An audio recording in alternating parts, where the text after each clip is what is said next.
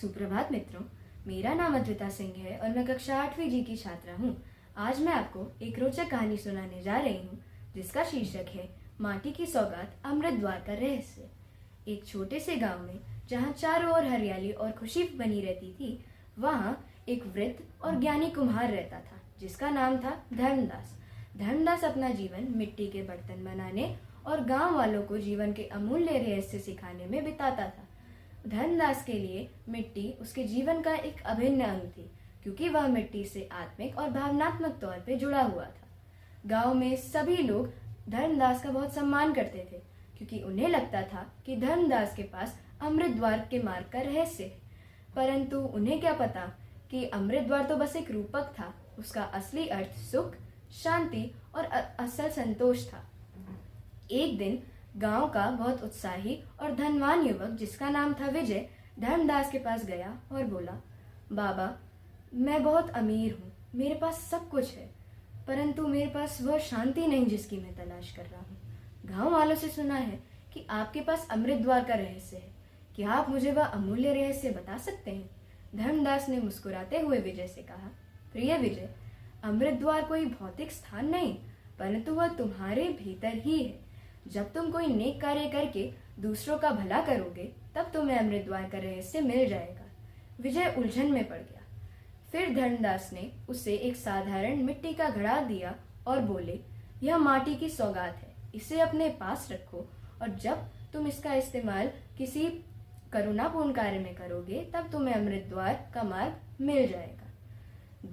विजय ने वह घड़ा ले तो लिया, परंतु वह निराश था।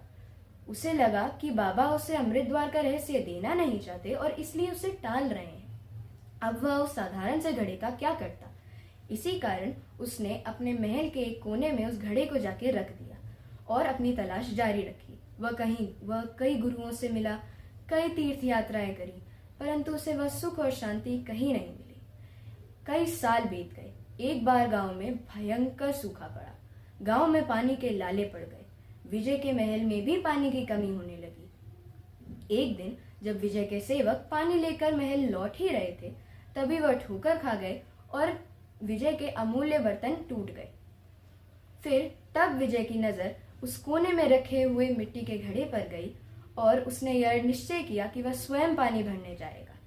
मीलों दूर पैदल जाकर जब वह पानी लेकर वापस लौटता था, तो वह थोड़ा निराश होता था। उसे लगता था कि क्या मैं उस घड़े का इस्तेमाल करूं? कुछ होगा क्या उससे? क्या मेरे को अमृत द्वार का रहस्य मिलेगा भी या नहीं? एक शाम जब वह पानी लेकर महल वापस लौट ही रहा था, तब उसे वो एक बूढ़ा आदमी प्यास से तड़पता हुआ दिखा। उस बूढ़े आदमी की तड़प विजय से देखी नहीं गई और बिना सोचे समझे विजय ने उस साधारण से घड़े का सारा पानी उस बूढ़े आदमी को पिला दिया।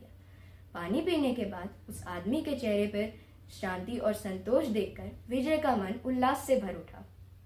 जब विजय महल वापस लौटा तो उसने धर्मदास बाबा को अपने पास बुलाया और पूरी घटना सुनाई। पूरी घटना ध्यान से सुनने के बाद धर्मदास बाबा ने विजय से कहा, विजय, तुम्हें अमृत द्वार का रहस्य मिल चुका है।